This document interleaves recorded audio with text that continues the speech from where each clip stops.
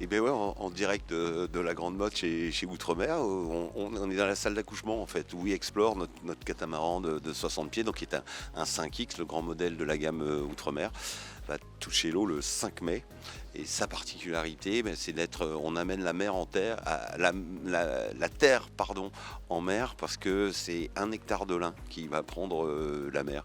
Donc c'est incorporé dans la construction du bateau, de la fibre végétale. L'objectif, c'est de limiter l'impact environnemental de We Explore, mais surtout de faire des bébés et que tout ça, ça sème des petits, parce que je crois que c'est une vraie préoccupation qu'on doit avoir dans tous les domaines.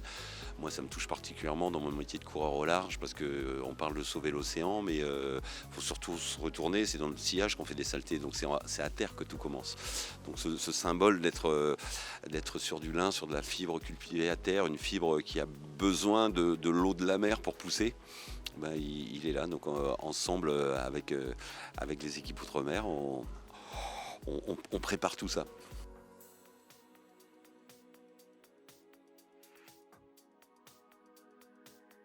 Oui, alors le projet We Explore est très large, mais bon, on a du mal à quitter son ADN. La première preuve de concept, ça va être de courir la route du Rhum. C'est un petit peu mon métier, c'est un peu égoïste, mais ça me fait tellement plaisir de le faire. C'est surtout parler de tout ça, dire qu'on peut construire des bateaux autrement, qu'il faut construire autrement, mais c'est valable pour nos activités nautiques et c'est valable pour nos activités terrestres. Donc c'est vraiment dézoomer autour de tout ça. Et si le bateau s'appelle We Explore, c'est qu'il est aux couleurs du fonds de dotation qu'on a créé, ça fait bientôt 10 ans maintenant, et qui fait s'envoler, qui incube des explorateurs qui sont pour moi des gens hyper engagés dans ces domaines du développement durable et qui ont compris en fait cette finitude du monde, de la planète, et que les solutions elles sont en nous pour que techniquement, technologiquement, socialement, humainement, on change nos techniques, nos usages, nos comportements. Donc on est un peu sur un laboratoire rencontre. Moi je symbolise ça comme un bateau, c'est quoi? C'est une petite planète finalement. C'est un écosystème dans lequel il faut réussir à se débrouiller au niveau énergie, au niveau alimentation. Donc après la route du Rhum et le programme de course qui sera un peu annexe, on a des années de navigation, de sensibilisation, d'essais, et c'est une plateforme d'essais-erreurs concrètes, quoi.